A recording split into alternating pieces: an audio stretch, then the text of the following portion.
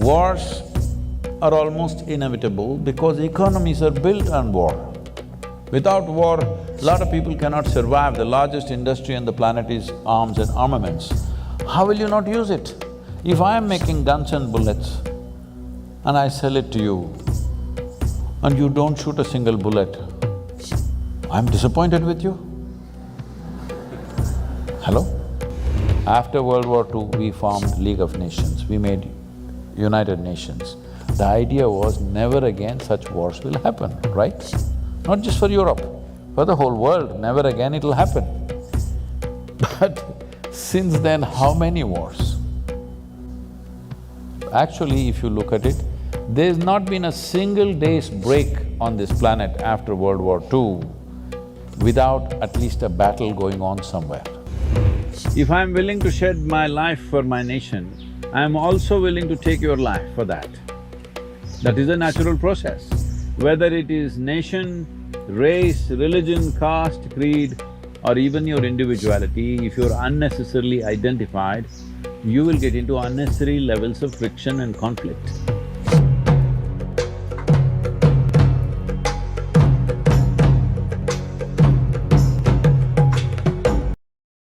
What I consider perhaps even symbolically, like a symbolic message that one of the most fertile, perhaps the most fertile soil on the earth is now in a country which is now in war, in Ukraine. What perhaps, what can we say about that? Or is it, based on my information, like the extremely fertile soil in Ukraine is up to 4 meters, the black soil, the most fertile soil on the earth. So how do we, what do we do? See, the thing is this, when nations across the world, almost without exception, fortunately, Europe was not going that way after World War II, but now once again they're going that way. Almost every nation has invested enormous amount of money in building and stockpiling arms, armaments, bombs, missiles, smart bombs. I don't know how a bomb can be smart, it's the dumbest thing to do. It is the dumbest thing to do.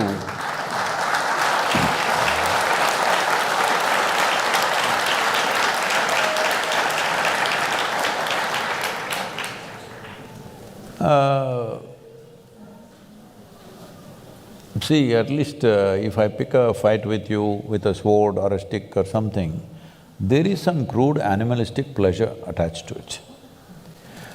1,000 people are sitting here, you just drop a bomb, all of them died. I don't know what is smart about that. I cannot understand this. But they are talking about smart bombs, where they're saying from 2 miles in the sky, they can drop the bomb into your house through the window. They're very proud of this. So this is not one nation, across the world, all right? So all of us as people, were we all thinking, all these bombs are being kept for entertainment, for display, or it's artwork, what did you think? One day it will be used. Yes or no? It has to be used somewhere. The question is on whom? The question is not whether it will be used or not. The question is just where and on whom, isn't it? So when it is piling up, we are all okay with it. In every movie, there is no movie without a bomb or at least a smashed face. We are all enjoying it. When it really happens, we say, oh, we're shocked. It doesn't work like that, life.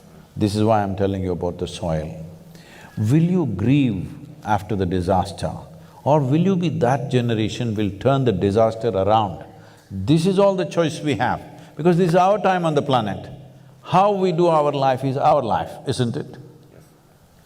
So, wars are almost inevitable because economies are built on war.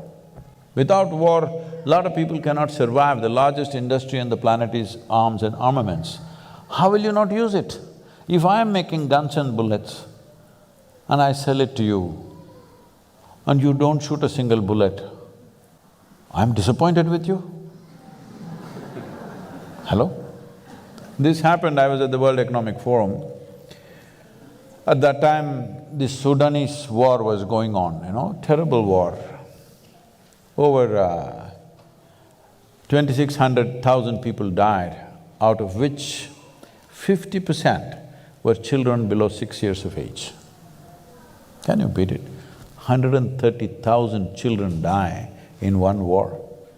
So, at that time, some, movie stars and others are going there and carrying one, an African child is always a trophy. You carry this child and take photo ops and all this is happening. And they showed a video where all these militants or soldiers or whatever you want to call them, they're just going in these pickup trucks, simply shooting at the sky, okay? I said, see, these guys, if I have a fight with you, at least I need to shoot you. If I'm shooting the sky, that means I have abundant supply of bullets, isn't it? Abundant supply. Otherwise, I won't be shooting the clouds. If I'm fighting a war, when I shoot, I want somebody to die. Yes or no? Hello? Yes. I'm not going to shoot at the sky, but they're shooting at the sky with automatic weapons continuously. I said, see, somebody is supplying them plenty, all right? Otherwise, nobody will shoot at the sky. I said, there are 62 industries in the world who manufacture that caliber of bullet. I will give you the addresses. Will you go and lock them up? No. You will go to the war zone and pick up a child and do drama. All you need to do is, if you take away the bullets, once that runs out, maybe they will hack each other, but you can't kill that many hacking, at least. If you can't transform the human being, at least you must defang him, isn't it? Hello? Yeah, defang means you take away his teeth at least. If transformation is possible, fantastic. If that is not possible, at least his empowerment you should bring it down, isn't it? So, we have no intent of stopping the war, let's be clear about that. When it happens to us or when it happens close to us, we will cry. When it's happening somewhere else, it's drama. This inhuman attitude towards war and to killing and the suffering that other people go through we must come out of that. Because most evil things have happened not necessarily because of evil intentions, simply apathy. You sleep through life. Is sleeping a crime? Hello? Is sleep a crime? Hello? No, sleep is a good thing. But if you sleep through your life is a disaster. That is what is happening to the world, both in terms of soil, both in terms of… and in terms of war. This is what is happening, we sleep through. After World War II, we formed League of Nations, we made United Nations. The idea was never again such wars will happen, right? Not just for Europe, for the whole world, never again it'll happen. But since then, how many wars? Actually, if you look at it, there's not been a single day's break on this planet after World War II without at least a battle going on somewhere. So, we have issues. We have economic issues, we have property issues, we have issues, all right? This is the idea of setting up a United Nations, that we will fight with our words and solve our problems. We are not in such a la-la land that we don't have any issues, we have issues. We genuinely have issues, isn't it? That two sets of people believe this is it, that is it, there. But this is the idea of setting up a platform which would solve problems. What has happened? We have pushed it to the side and doing what we want to with each other. So, 20th century, 21st century when it began, everybody said, this is 21st century, this is the age of information, this is technology, this, that, no wars. Tell me how many wars in 21st century? How many nations have been destroyed in 21st century? Many. Too many. Too many for 22 years, isn't it? So how do we wake up? See, these are things that you can't turn around overnight, but first thing is, within your hearts, your anger and hatred must go. I must tell you this. I used to attend a lot of world peace conferences at one time. For about 2 years, 2.5 years, I attended a lot of international conferences. Then I saw, for a whole lot of people, this conference hopping itself is a profession, they're making a living out of it. I'm the only idiot sitting there thinking we are working for world peace.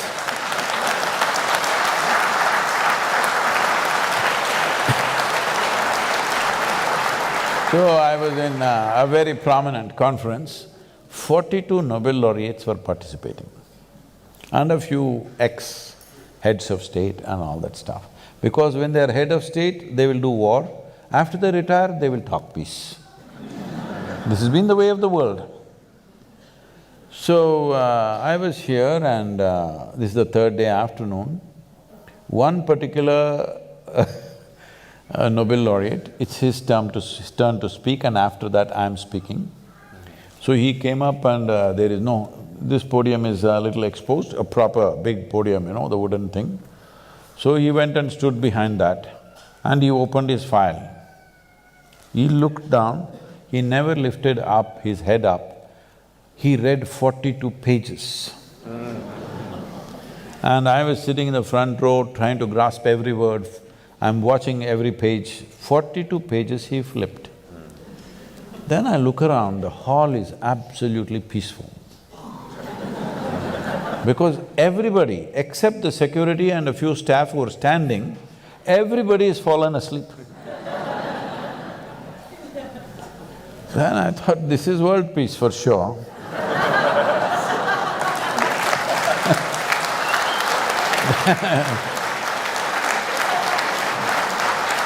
Then my turn to speak came and I said, see, in the last 3 days I've heard so many bombastic speeches about creating world peace. But I'm asking you sincerely, how many of you can place your hand on your heart and say, your mind is peaceful? Because if your mind is not peaceful, if you can't make your mind peaceful, making the damn world peaceful is out of question.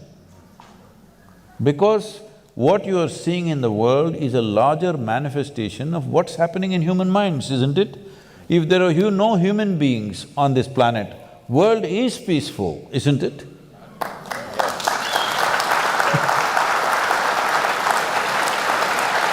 Then I inquired why in the afternoon session everybody has fallen asleep uniformly.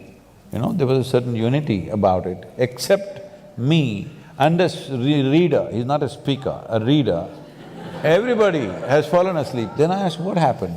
He said, no, Sadhguru, yesterday evening there was a Bacardi festival. Oh, free drink. So everybody became peaceful. So, that was the last World Peace Conference I went to.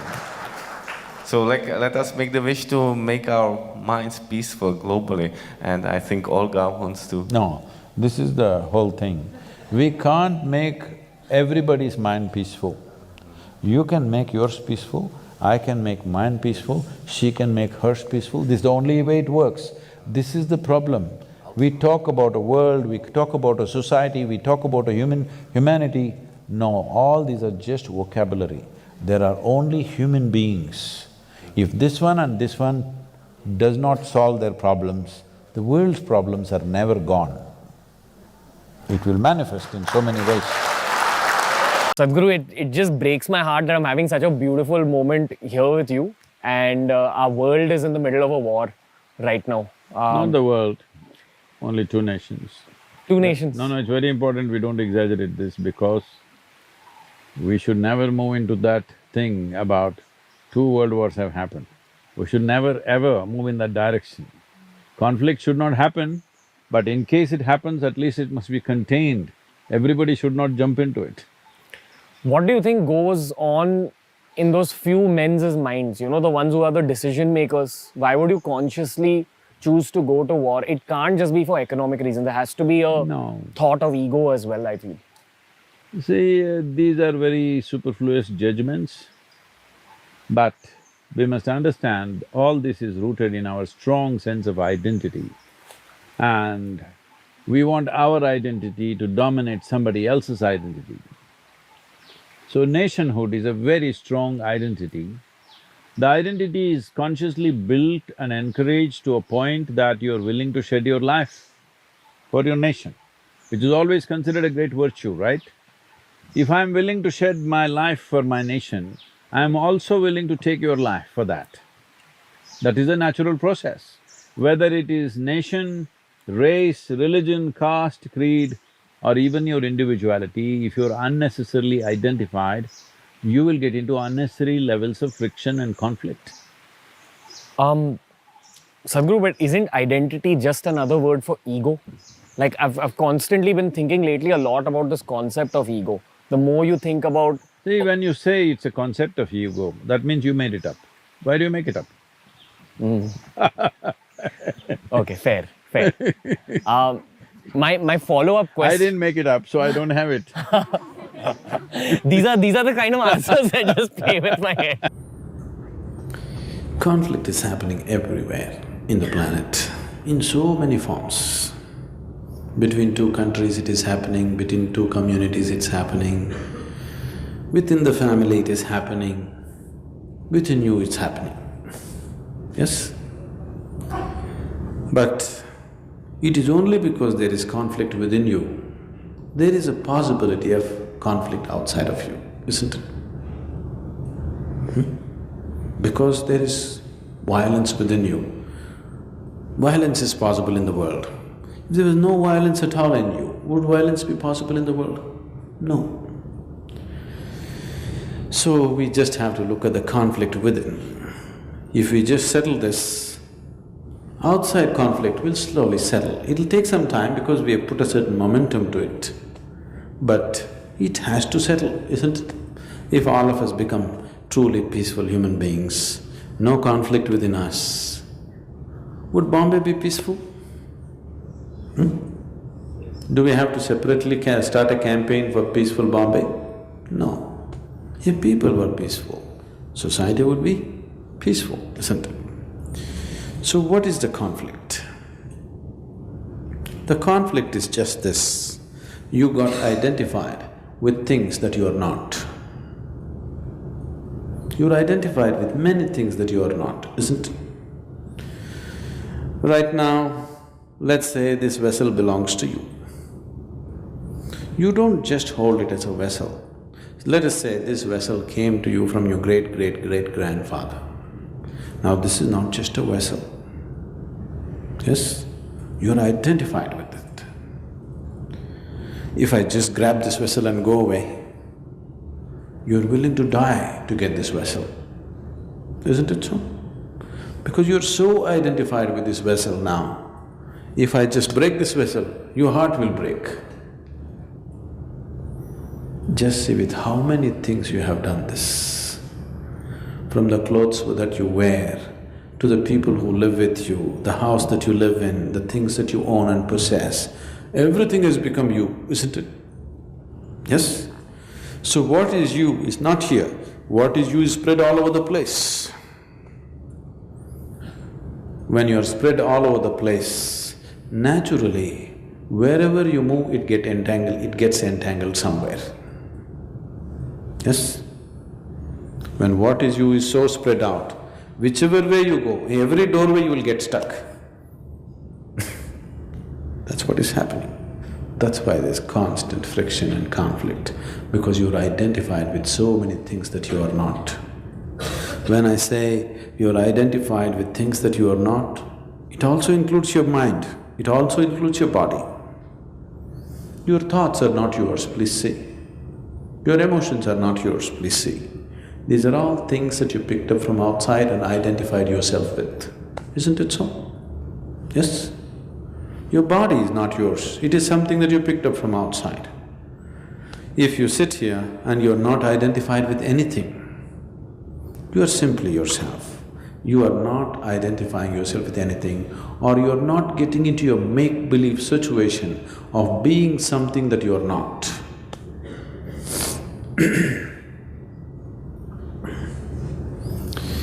A man went to the psychiatrist. He went and said, "Doctor, all the time I think I'm wet paint. I'm afraid to touch anybody. I don't want anybody to touch me because I think I'm wet paint." Then the doctor said, "That's no problem, I will treat you." 6 months, the doctor gave him very expensive treatment. Then slowly the patient felt better. And then he one day came and said, "Doctor, I'm just feeling fine. I don't feel like that anymore. Thank you very much." He paid his bill and he wanted to shake his hands. The doctor said, "I don't want to get wet paint on my hands."